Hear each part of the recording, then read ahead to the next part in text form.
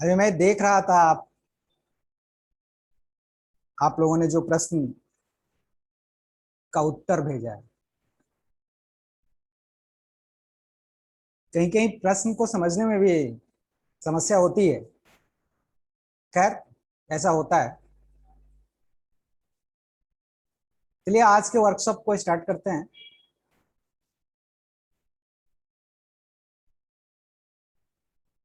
पहला प्रश्न है, किसके साथ विवाद के कारण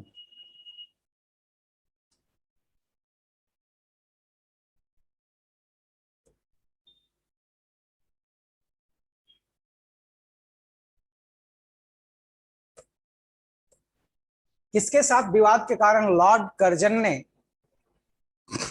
रिजाइन कर दिया था अपने पद से? यह पहला प्रश्न।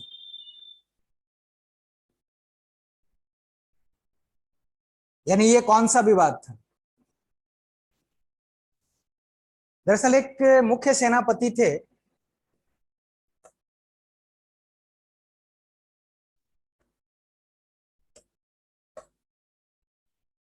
लॉर्ड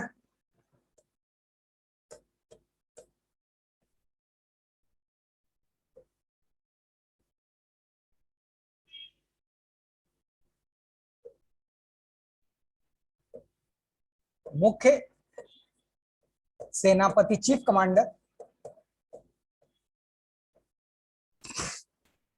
सेनापति थे लॉर्ड किचनर।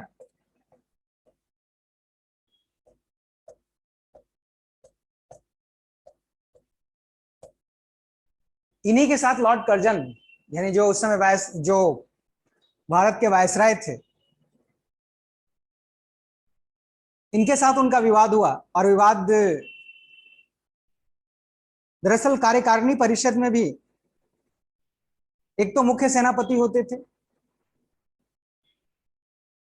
जो भारत की सेना की जिम्मेदारी होती थी, उसके कमांडर होते थे, और दूसरा जो कार्यकारी परिषद में जो सैन्य सदस्य होते थे।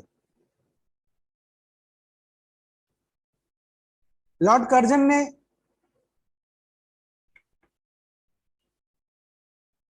निर्णय में उन कार्यकारी सदस्यों को ज्यादा महत्व दिया और लॉर्ड किचनर के योजना में कई तरह की कमियां निकाली।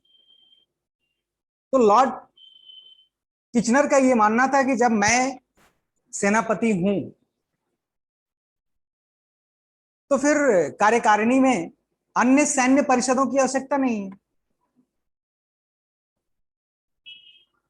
जब मैं निर्णय लेने में सक्षम हूं तो फिर उनकी आवश्यकता नहीं। इसी मुद्दे पर दोनों में विवाद हो गया, लॉर्ड किचनर और लॉर्ड कर्जन। लॉर्ड कर्जन मुख्य सेनापति और वायसराय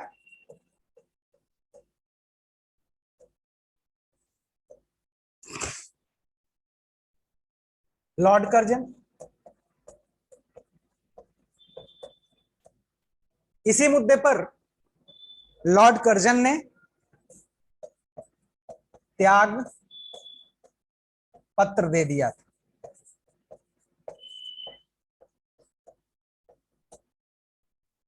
आपको पता ही है कि लॉर्ड कर्जन का कार्यकाल बहुत उथल पुथल वाला रहा।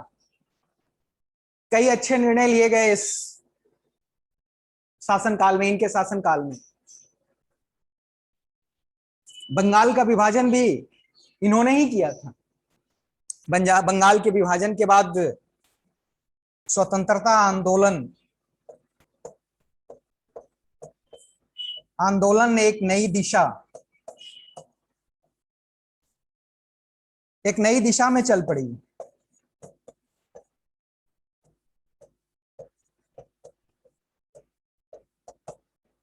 बंगाल विभाजन भी इन्हीं के शासनकाल में हुआ था।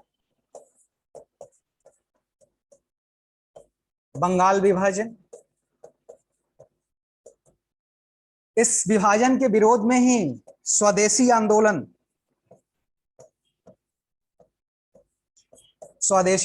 शुरू हुआ।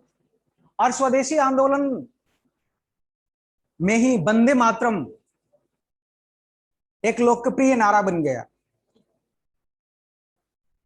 तो मुख्य सेनापति के साथ विवाद के कारण लॉर्ड कर्जन ने त्यागपत्र दे दिया था।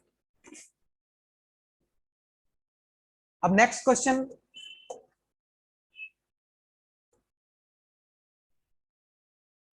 किस चार्टर अधिनियम द्वारा यह व्यवस्था की गई कि भारत में सभी पद देश, जाति और रंग भेद से मुक्त सब लोगों को इस पद के योग हो तो मिल सकते थे? यानी पदों पर नियुक्ति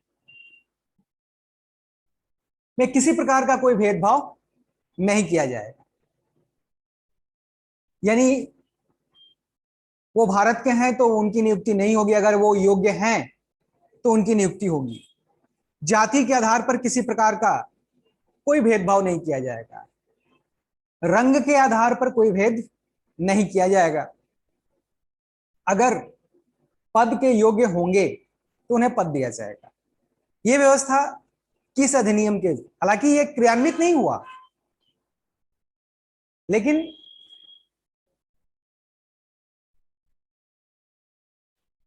अठारह के चार्टर अधिनियम के द्वारा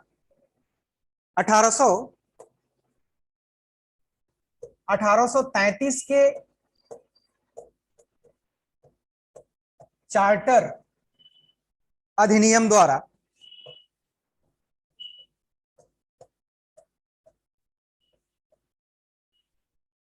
यह व्यवस्था की गई, भेदभाव रहित नियुक्ति की व्यवस्था की गई। भेदभाव रहित नियुक्ति की व्यवस्था की गई।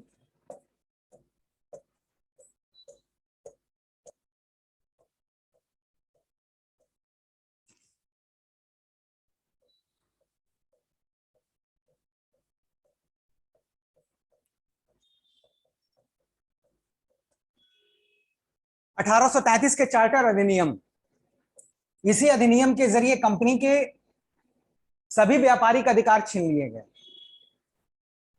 1813 में ही, हालांकि व्यापारिक अधिकार, भारत से व्यापारिक अधिकार तो छीन लिए गए थे, वापस ले लिए गए थे, लेकिन 1833 में चीन के साथ भी जो व्यापारिक अधिकार था कंपनी का, उसको भी वापस ले लिया गया था। और इसी अधिनियम में यह व्यवस्था की गई कि किसी प्रकार का नियुक्ति में, पदों पर नियुक्ति में किसी प्रकार का कोई भेदभाव नहीं किया जाएगा, सबको समान अवसर दिया जाएगा यदि वो योग्य हैं तो।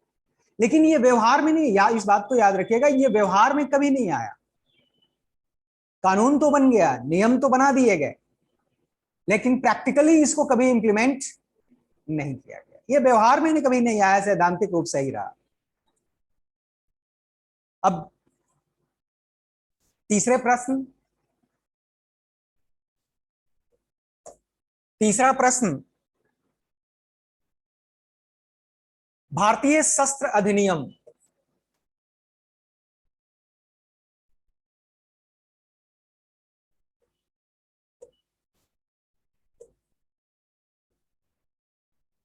भारतीय शस्त्र अधिनियम कब लागू किया गया था?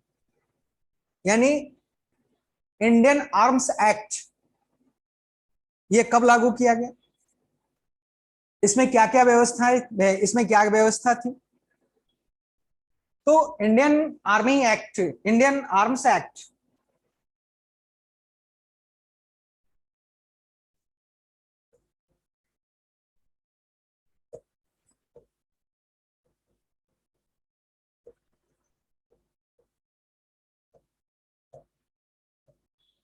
एक्ट 1878 में ये लागू किया गया। इसमें यह स्पष्ट किया गया कि बिना लाइसेंस के भारतीयों के लिए हथियार रखना, व्यापार करना दंडनीय अपराध होगा। यानी कोई भी भारतीय, ये अंग्रेज नहीं, सिर्फ भारतीयों के ऊपर यह कानून लागू होगा। बिना लाइसेंस के, बिना अनुज्ञप्ति अर्थात लाइसेंस के ना हथियार वो रख सकते थे, ना उसका व्यापार कर सकते थे। ये दोनों पनिशेबल था। सजा की भी व्यवस्था की गई, हालांकि सजा की व्यवस्था तो आज भी है। इस अधिनियम को तोड़ने वालों को 3 साल तक की जेल की सजा हो सकती थी, कैद की सजा हो सकती थी। दरअसल इस कानून का उद्देश्य भारतीयों को हथियारों से मुक्त करना था। उनके पास किसी प्रकार का हथियार ना हो, किसी प्रकार का वेपन्स ना हो। लेकिन आत्मसुरक्षा के लिए कोई भी व्यक्ति इस प्रकार के वेपन्स रख सकते हैं।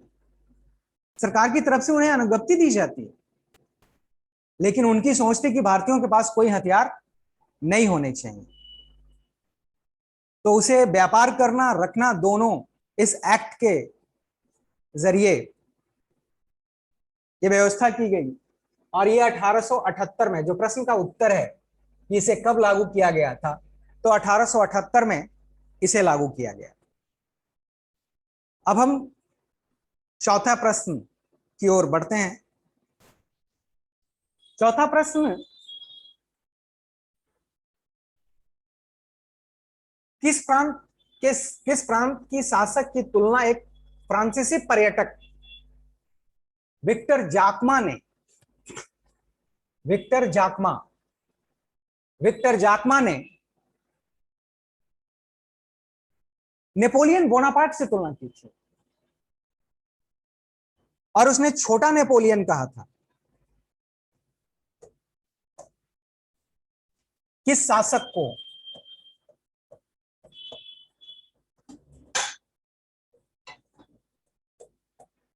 नेपोलियन बोनापार्ट से तुलना करते हुए छोटा नेपोलियन, लिटिल नेपोलियन कहा था।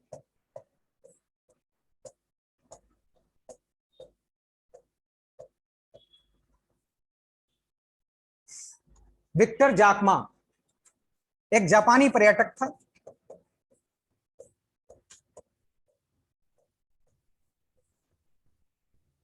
छोटा नेपोलियन अर्थात पंजाब के शासक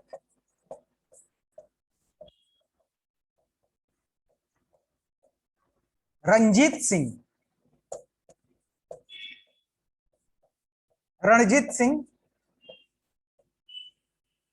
को विक्टर जाकमा ने छोटा नेपोलियन कहा था। एक बड़े साम्राज्य की स्थापना की थी। अंग्रेजों का कड़ा मुकाबला किया, फिर दोनों के बीच समझौता हुआ, अमृतसर की संधि, जिसकी राजधानी लाहौर थी। उन्होंने अपनी सेना के प्रशिक्षण के लिए विदेशी ट्रेनर्स को अपॉइंट किया, विदेशी व्यक्तियों को अपनी सेना में एज ए ऑफिसर्स अपॉइंट किया, यानी अपनी सेना का आधुनिकीकरण करने की कोशिश की। तो जापानी पर्यटक नहीं, बल्कि फ्रांसीसी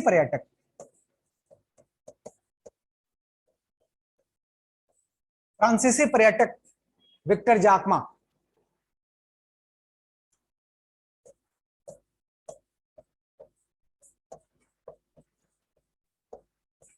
ने छोटा नेपोलियन कहा था, लिटिल नेपोलियन कहा था, पंजाब के शासक रणजीत सिंह को। अब पांचवा प्रश्न है,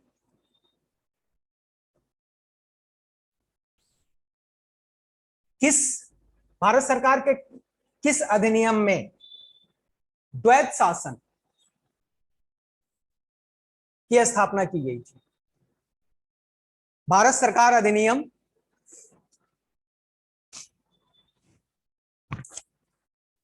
1960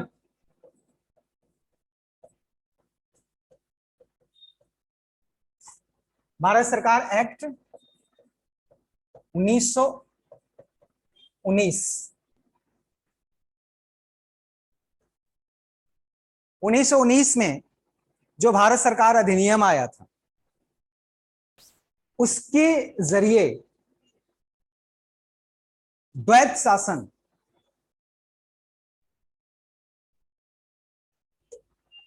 उन्नीस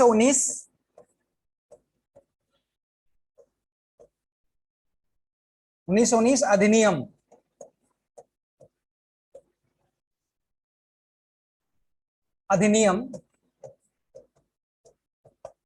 के जरिए यह व्यवस्था की गई थी, द्वैध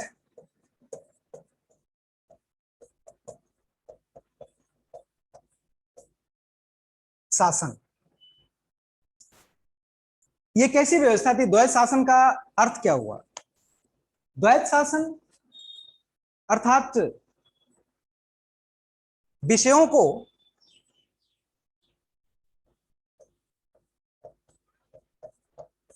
दो हिस्सों में बांट दिया गया। एक संघ यानी केंद्रीय विषय, यानी किन किन मुद्दों पर, किन किन विषय में केंद्र सरकार का निर्णय होगा, और दूसरा प्रांतीय विषय, और किन किन मुद्दों पर या कौन कौन सा विषय प्रांतों के पास होंगे। जो विषय केंद्र के पास होंगे उस पर निर्णय लेने का अधिकार, कानून बनाने का अधिकार केंद्र का होगा, और जो विषय राज्य सूची में शामिल होंगे उस पर कानून बनाना राज्य सरकार के अधिकार में होगा। तो यही द्वैत शासन, और इसका मूल उद्देश्य क्या है? विकेंद्रीकरण, शक्तियों का विकेंद्रीकरण, शक्तियों का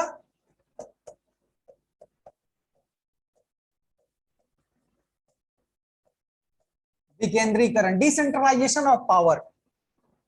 जब केंद्रीय विषय और प्रांतीय विषय अलग अलग कर दिए गए, प्रांतों के लिए एक अलग सूची बनाई गई और केंद्र के लिए एक अलग सूची बनाई गई है। जैसे वर्तमान व्यवस्था में 3 सूचियां हैं, आप सबको पता है, संघ सूची, राज्य सूची और समवर्ती सूची।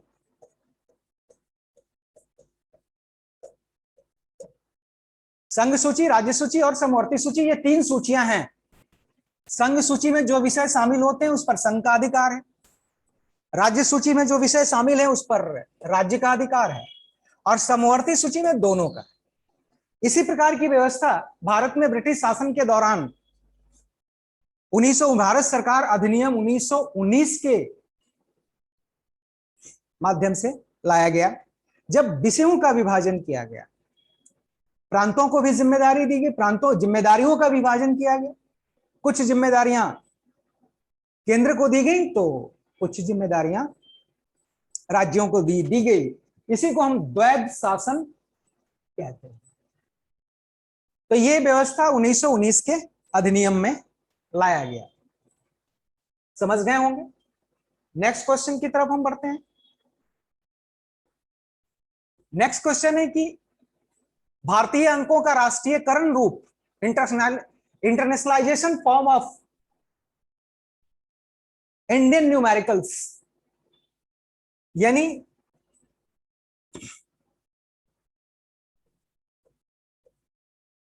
भारतीय अंकों का अंतरराष्ट्रीय रूप क्या है? दरअसल अनुच्छेद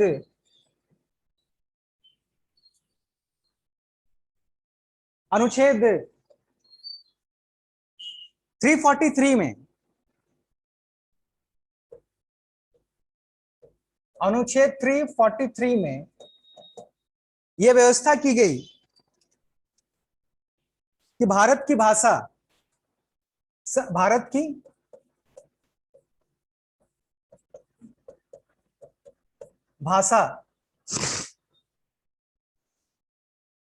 हिंदी होगी,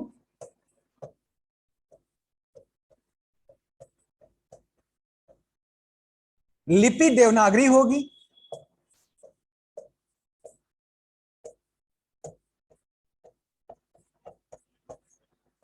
देवनागरी होगी।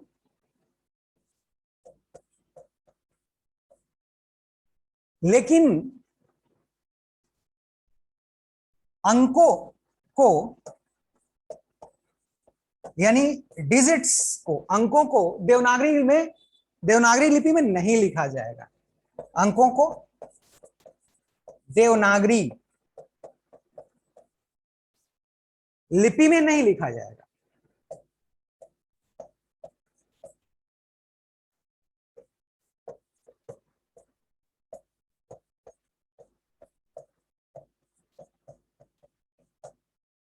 अब जैसे अभी हम देखते हैं कि जैसे रोमन,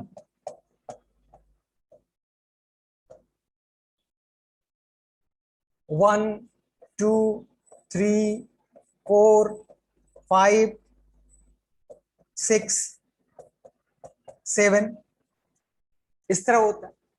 अगर इसको हम देवनागरी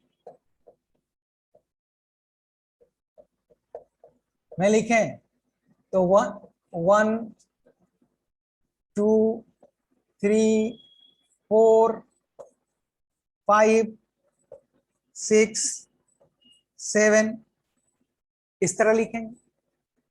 लेकिन हम इस प्रकार के अंकों का प्रयोग प्रचलन नहीं करते हैं। कौन से अंक का?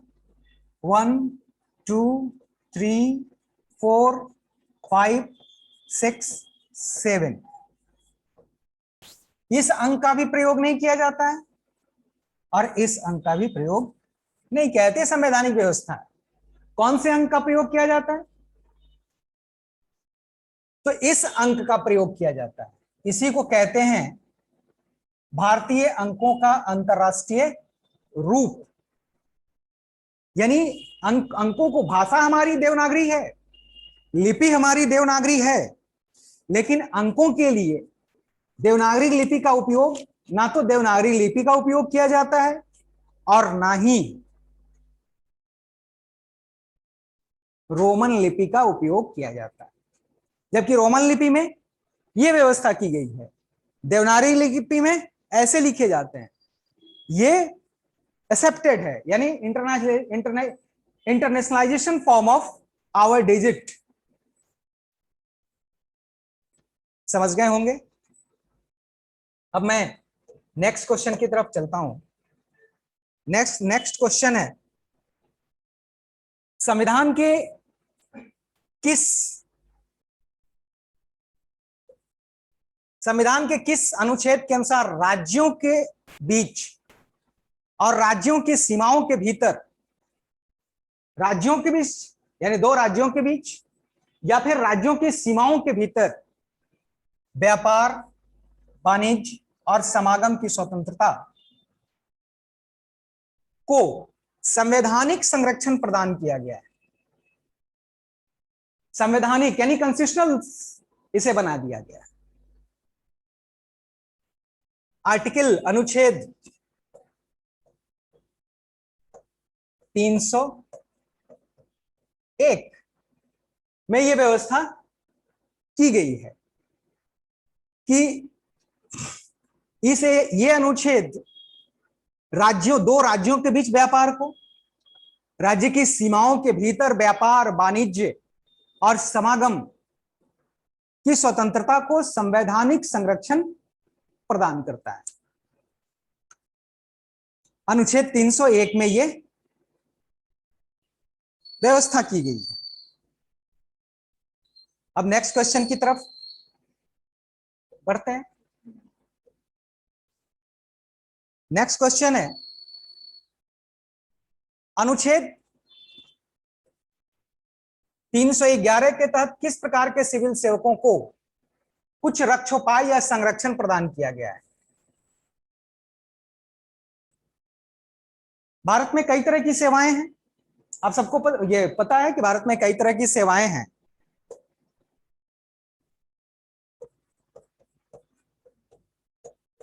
भारत में सेवाएं, पहला तो अखिल भारतीय सेवा,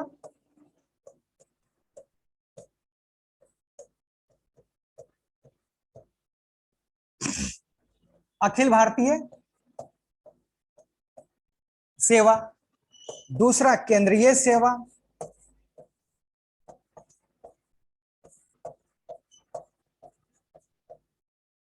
तीसरा राज्य सेवा,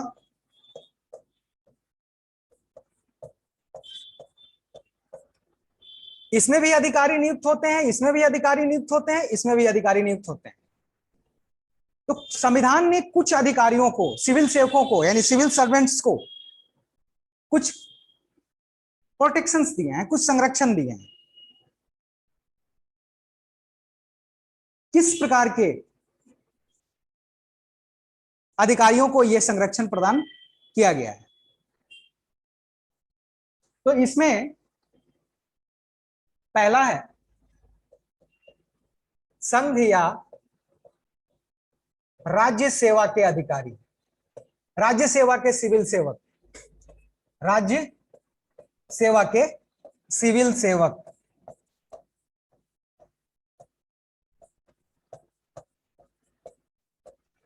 दूसरा है अखिल भारतीय सेवा, अखिल भारतीय सेवा के सिविल सेवक।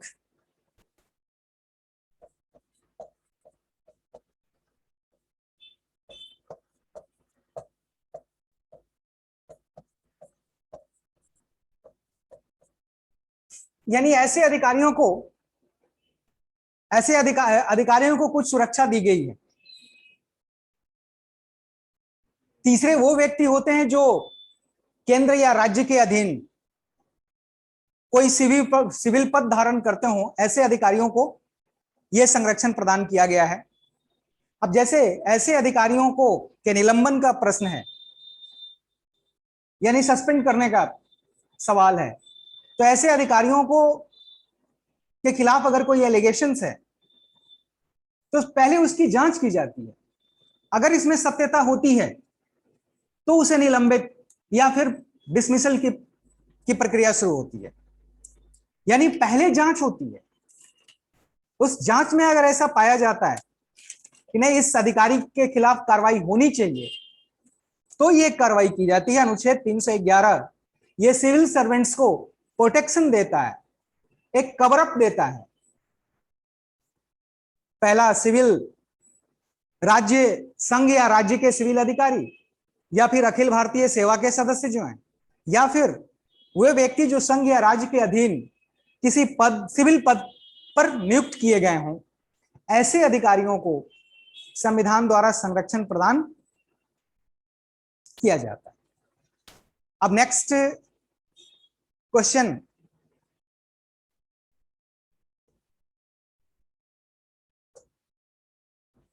वर्ष 1975 में श्रीमती इंदिरा गांधी ने किस आधार पर आपात की घोषणा की थी? वर्ष 1975 में श्रीमती इंदिरा गांधी ने किस आधार पर आपात की घोषणा की थी? आंतरिक अशांति यानी इंटरनल इंसर्जेंसी,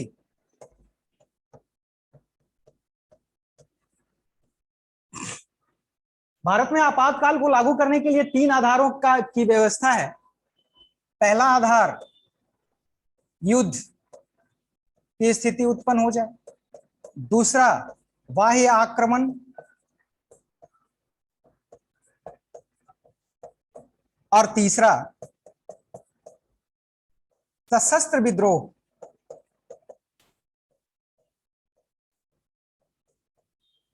तो फिर प्रश्न है कि आंतरिक अशांति क्यों?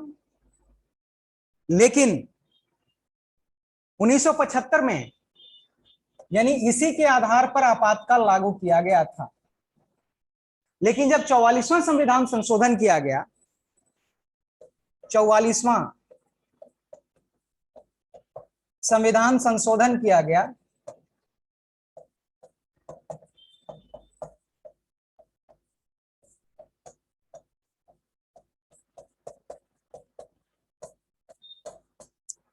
जब 44वां संविधान संशोधन किया गया तो आंतरिक अशांति को जो तीसरे नंबर पर था इसको हटा दिया गया और आंतरिक अशांति की जगह पे सशस्त्र विद्रोह को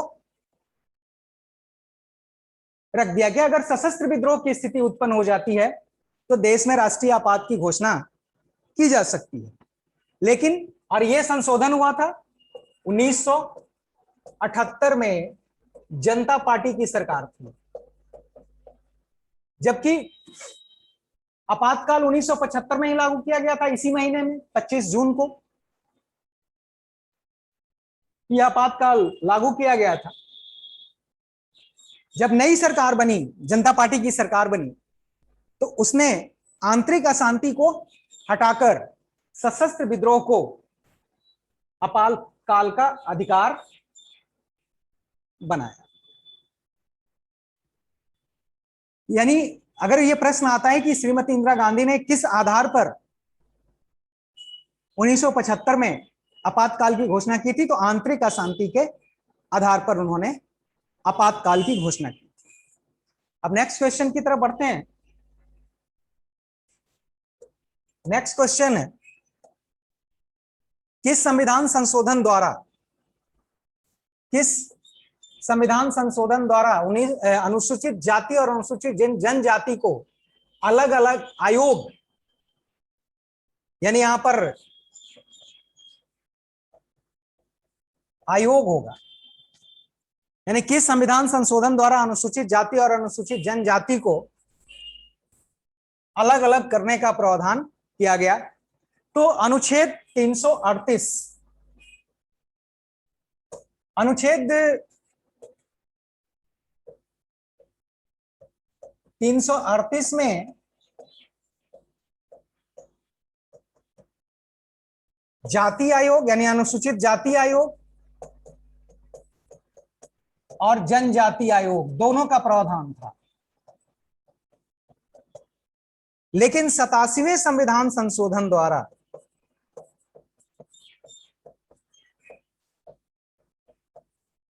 संविधान संशोधन 87वें संविधान संशोधन द्वारा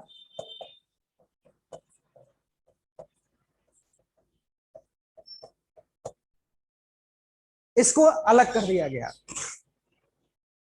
यानी जाति आयोग के लिए अनुसूचित जाति आयोग,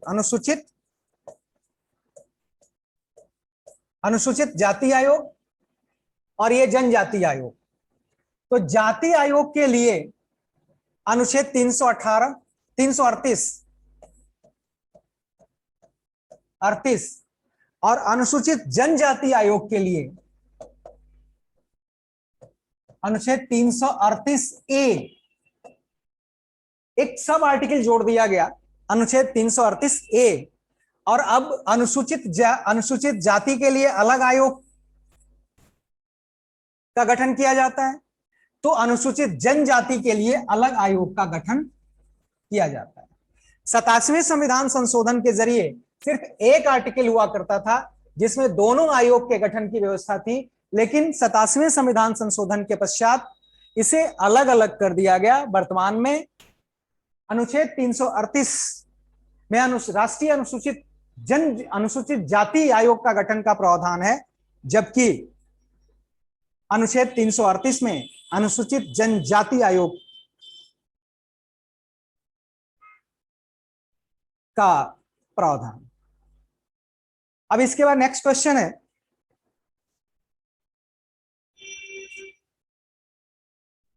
नेक्स्ट क्वेश्चन,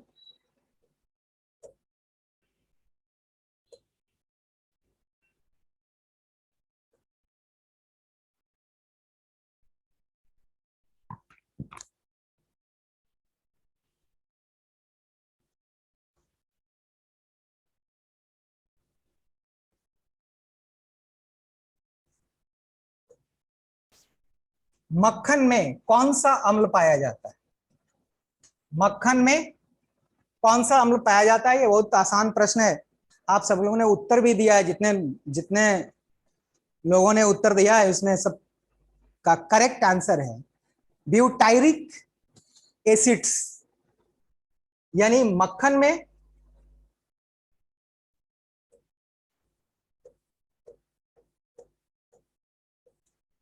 में ब्यूटायरिक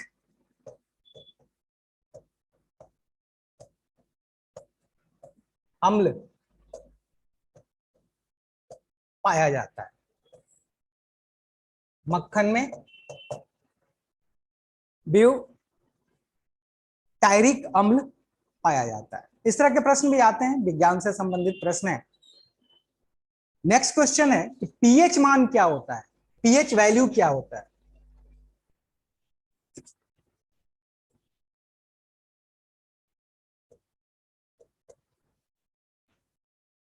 पीएच मान क्या होता है? एक्चुअली पीएच मान एक संख्या है जो जलीय विलयन में उपस्थित एच आयन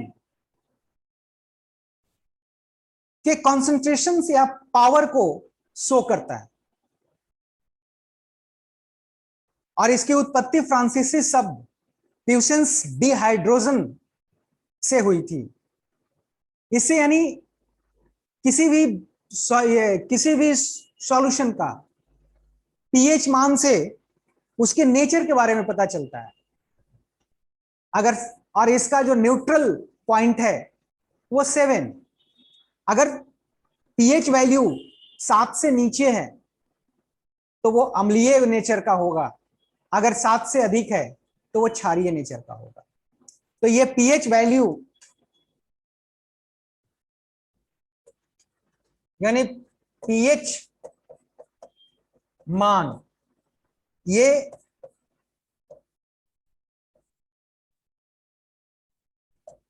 हाइड्रोजन के आयन को ये दर्शाता है। यानी एक स्केल है, इस पॉइंट पे अगर इस तरफ ये 7 है, अगर 7 से कम होगा तो ये